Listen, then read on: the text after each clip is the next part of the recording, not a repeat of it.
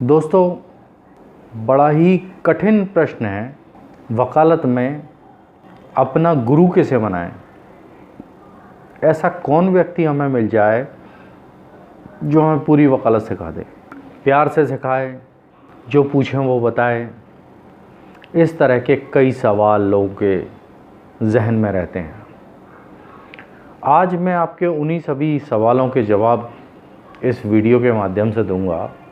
जिन मित्रों ने अभी तक चैनल को सब्सक्राइब नहीं किया है, उनसे मेरा निवेदन है कि चैनल को सब्सक्राइब कर लें और बेल आइकन को प्रेस ज़रूर कर दें, जिससे आने वाले हमारे सभी वीडियोस उनको समय पर मिल सकें, सबसे पहले उनके अपने मोबाइल पर। तो चलिए शुरू करते हैं हम अपना वीडियो। मैं सीनियर एडवोकेट राजीव शर्मा, मैं आपको आज ये एक ज्ञान की बात बताने वाला हूँ। कोई भी क्षेत्र हो, चाहे वो डॉक्टर हो, चाहे वो वकील हो, चाहे वो इंजीनियर हो, हर व्यक्ति को इसमें एक बार शागिर्द बनना पड़ता है। अगर आप किसी के शागिर्द नहीं बनते हैं तो आप समझ लीजिए आप किसी के गुरु भी नहीं बन सकते। इसलिए शागिर्द बनना बहुत ज़रूरी है। मैं आपको एक तरीका बताता हूँ जिससे आप अपने शहर में अपने गुरु को बहुत आसानी से ढूंढ सकते हैं और उनको गुरु बना सकते हैं, उस्ताद बना सकते हैं और उनसे सीख सकते हैं। और सीखने के साथ में आप अपनी वकालत की शुरुआत भी बहुत अच्छे ढंग से कर सकते हैं। दोस्तों, एक डॉक्टर से मेरी बात हुई तो उन्होंने मुझे बताया कि हमारा उस्ताद जब ऑपरेशन करता था और ऑपरेशन में किसी हड्डी को सही जगह बिठाता था या फिर ऑपरेशन के दौरान कोई पीस चेंज करता था, उस समय वो हमारा ध्यान भटका देता था और वो बोलता था वो चीज़ उठाना, इशारे करता था, तो हम लोग जब तक उस ट्रे तक पहुंचते थे वो अपना काम कर देता था। मतलब ऑपरेशन के दौरान डॉक्टर जो उस्ताद था वो अपने चेले को सिखाना नहीं चाहता था। हर फील्ड में ऐसा होता है। ऐसा क्यों होता है वो मैं समझाऊंगा आपको। तो सबसे पहले हम अपना गुरु कैसे चुनें, कैसे हम किसी अच्छे व्यक्ति तक पहुँचे जो हमें सिखा सके। अब मैं बताता हूँ आपको गुरु कैसे चूज़ करें। कभी भी कोई यंग गुरु को नहीं पकड़ें। जो यंग है या जिस पर लाइबिलिटीज़ हैं, जो उसके ऊपर ज़िम्मेदारियां हैं, बच्चों की ज़िम्मेदारियां हैं, उनकी पढ़ाई की ज़िम्मेदारी है, ऐसे उस्ताद के पास बिल्कुल मत जाइए, क्योंकि वो आपको नहीं सिखाएगा। मन मार करके वो आपको जूनियर बना भी लेगा तो भी नहीं सिखाएगा। क्यों नहीं सिखाएगा मैं बताता हूँ। क्योंकि उसको आपको सिखाने के बाद मिलेगा क्या, बाबा जी का ठुल्लू।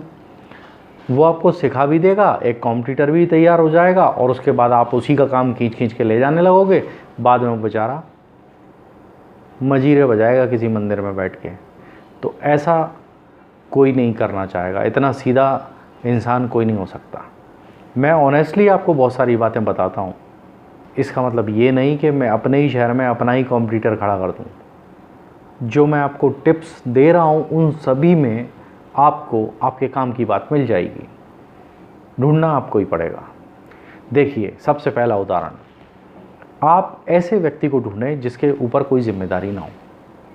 मतलब धन धान्य से भरपूर, पैसा उसके पास बहुत अच्छा है, लाइबिलिटीज़ डिस्चार्ज हो चुकी हैं। ऐसा व्यक्ति आपको आसानी से सिखा देगा, क्योंकि उसके कोई बच्चे उसके ऊपर डिपेंड नहीं हैं। सारे बच्चे उसके सेटल्ड हैं, वेल सेटल्ड हैं, और कोई बच्चा उसका वकालत की लाइन में भी नहीं है। ऐसी स्थिति में वो आपको सिखाएगा, क्योंकि वो भी चाहेगा कि मैं अपनी विद्या, अपना ज्ञान किसी दूसरे को दे दूं, सौंप दूं, जिससे मेरा नाम बखूबी चलता रहे। कुछ नहीं तो लोग मुझे गुरु के नाम पर याद करेंगे। ऐसा सोच हो जाता है, हर व्यक्ति का हो जाता है। पहली बात आती है, आप जिसे सीनियर बना रहे हैं उसके पास क्या क्या जिम्मेदारियां हैं, ये आप बखूबी समझ लीजिए। अब उसकी मजबूरी देखिए, सीनियर की मजबूरी क्या है। जैसे गुरु द्रोण थे, गुरु द्रोण की ज़िंदगी से आप सीख सकते हैं। हमें अपने इतिहास से बहुत कुछ सीखने मिलता है। गुरु द्रोण अश्वत्थामा जो उनका बेटा था उसको बहुत कुछ सिखाने की कोशिश करते थे। उसको चक्रव्यूह भेदना जब वो सिखा रहे थे, उसी समय उनका चेला अर्जुन वहाँ आ गया। अर्जुन ने कहा कि मुझे भी ये सीखना है, तो गुरु मना नहीं कर पाए। उन्होंने मन मार के ही सही, लेकिन अर्जुन को चक्रव्यूह भेदना सिखाया। लेकिन उससे कहीं ज़्यादा वो अपने बेटे को सिखाते थे। अश्वत्थामा से उन्होंने एक ही बात कही कि मैं तुम्हारा गुरु भी हूँ और मैं तुम्हारा पिता भी हूँ। हर पिता चाहता है कि उसका बेटा अपने पिता से बेहतर हो, इसलिए तुम्हारी जगह कोई भी इस गुरुकुल में कोई भी स्टूडेंट तुम्हारी जगह नहीं ले पाएगा जो मेरे दिल में है तुम्हारे लिए। तो अगर किसी वकील का कोई पुत्र आपके साथ में खड़ा है कंपटीशन में, तो आप उस वकील को अपना सीनियर बिल्कुल मत चूज़ करना, बिल्कुल मत चुनना, क्योंकि अगर आपने उस व्यक्ति को अपना सीनियर चूज़ किया तो वो आपको कम सिखाएगा, अपने बेटे को ज़्यादा सिखाएगा। जब गुरु द्रोण अपने बेटे पर अपना स्नेह लुटा सकते थे, उसको सारी विद्याएं सिखा सकते थे, तो फिर यहाँ कलयुग में क्यों नहीं सिखाएगा कोई। अगर कोई वृद्ध है, बहुत ज़्यादा बूढ़ा है, मैंने अपनी वकालत में जिन गुरु को चुना था उनके 2 बेटे हैं, जिसमें से एक बेटा उनका ऑलरेडी गवर्नमेंट जॉब में है, दूसरा बेटा ADPO है, वो भी गवर्नमेंट जॉब में है। तो अब उनके पास में ऐसी कोई वजह नहीं थी कि वो हमें ना सिखाएं। क्यों? क्योंकि 73 साल की उनकी उम्र थी जब हम लोगों ने उनको ज्वाइन किया था। 73 ईयर्स ओल्ड होने के बाद आदमी सारी मोह माया से मुक्त हो जाता है। उसको ऐसा लगता है कि मैं कुछ लोगों को तैयार कर दूं जिससे मेरे बाद भी मेरा नाम रहेगा। ऐसा ही हुआ, उन्होंने मेरे जैसे कई चेलों को तैयार किया और उनको एडवोकेसी सिखाई। तो जब हमने उनसे सीखा तो हमें समझ में आया कि वहाँ पे जो अपने आप को अर्जुन साबित करेगा, उसी पर गुरु का प्रेम और स्नेह रहेगा, आशीर्वाद रहेगा। हमारे गुरु की पब्लिक डीलिंग बहुत बेकार थी। पब्लिक डीलिंग बेकार का मतलब, अगर कोई पब्लिक का व्यक्ति डायरेक्ट जाके उनको अप्रोच करता था तो वो उसको डांट कर भगा देते थे, बहुत बुरी तरह से उससे बात करते थे, जिसकी वजह से लोग नाराज़ होकर के उनके पास से चले जाते थे। अब यहाँ पर हमने अपना रोल क्रिएट किया। गुरु की पब्लिक डीलिंग ख़राब, तो हमने पब्लिक डीलिंग संभाल ली और बहुत अच्छे से बात करने लगे लोगों से। लोगों ने हमको केस देना शुरू कर दिया हमारे गुरु की बजाय। तो जब वो केस आता था, उस केस को हम बुक कर लेते थे, उसमें फ़ीस अपनी तय कर लेते थे, फिर हम अपने गुरु को बताते थे कि हमने इसमें ये तय किया है और ऐसा ऐसा है। तो गुरु उसमें से आधे पैसे अपने पास रख लेते थे, आधे पैसे हमें दे देते थे और कहते थे कि इसमें तुम्हें सीखना है, तुम्हें खुद को आगे जा कर के काम करना है, मैं सिर्फ तुम्हें गाइड करूँगा, चलना तुम्हें आगे, मैं तुम्हें समझाऊँगा किस तरीके से काम करना है। तो हमें पैसा भी मिलता था, साथ में हमको सीखने भी मिलता था। तो गुरु को चूज़ करने में आपको ये सारी बातें ध्यान रखनी पड़ेंगी।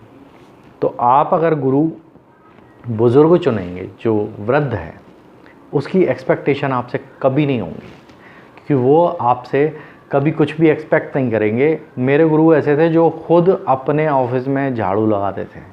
हम लोग अगर पहुंच जाते थे तो वो ये कहते थे कि रहने दो तुम, मैं कर लूँगा, तुम तो बैठो आराम से। अब आप सोचिए कि उनका डिवोशन अपने काम के प्रति कितना था। वो अपने ऑफिस को खुद नीट एंड क्लीन रखते थे, किसी जूनियर को हाथ नहीं लगाने देते थे। मतलब कहने का ये है कि वो किसी का एहसान नहीं लेना चाहते थे। तो ऐसी कंडीशन में आप अगर इतना अच्छा सीनियर आपको मिल जाता है तो क्या बुराई है। आप केस बुक करेंगे, उनके साथ में पैसा शेयर करेंगे, आपको वो सिखाएंगे, आपको आगे बढ़ाएंगे। लेकिन बढ़ाएगा वही व्यक्ति जो व्यक्ति एक तो लायबिलिटी से मुक्त होगा और उसको ज़िंदगी में अब कोई एक्सपेक्टेशन बाकी नहीं रही होगी। अब आपको गुरु चूज़ करने में आसानी रहेगी। अपना गुरु उसको चुनेंगे जो वृद्ध होगा, जिसकी एक्सपेक्टेशन नहीं होंगी, जिसका कोई बेटा भी नहीं आता हो वकालत करने के लिए। ये भी ध्यान रखना, क्योंकि अगर वृद्ध है फिर भी उसके पास में उसका बेटा है तो वो अपने बेटे को ज़्यादा बढ़ाएगा। इसके लिए मैं एक उदाहरण देता हूँ आपको। ऐसा क्यों होगा? अमिताभ बच्चन के कोई कितने भी पैर पकड़ ले, लेकिन अमिताभ बच्चन उसे एक्टिंग के वो गुर नहीं सिखाएंगे जो वो अभिषेक बच्चन को सिखाने की कोशिश करेंगे। भले ही अभिषेक बच्चन सुपर फ्लॉप रहे ज़िंदगी में, लेकिन उसके बावजूद भी अमिताभ बच्चन की दिली इच्छा रहेगी कि मेरा बेटा भी मिलेनियम स्टार बने। मेरी तरह सुपरस्टार बने। ये हर बाप की इच्छा होती है, गलत नहीं है कुछ भी इसमें।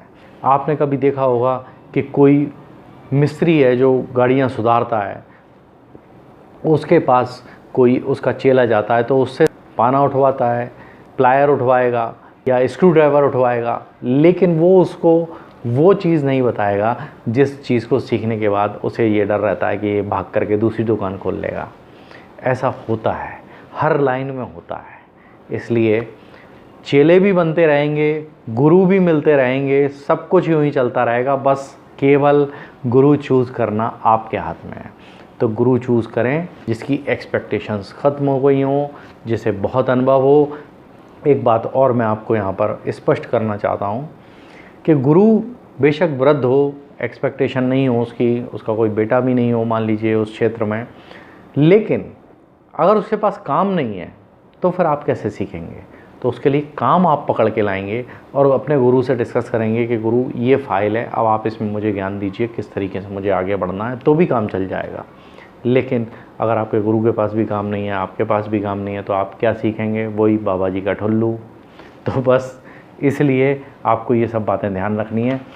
एक बात हमेशा याद रखना, यहाँ पर एकलव्य की तरह सीखना आपको पड़ेगा। अर्जुन बनाने के लिए कोई द्रोणाचार्य नहीं आएगा। ध्यान रखिएगा मेरी बात को। चलिए मिलेंगे अगले वीडियो में, तब तक के लिए बाय बाय।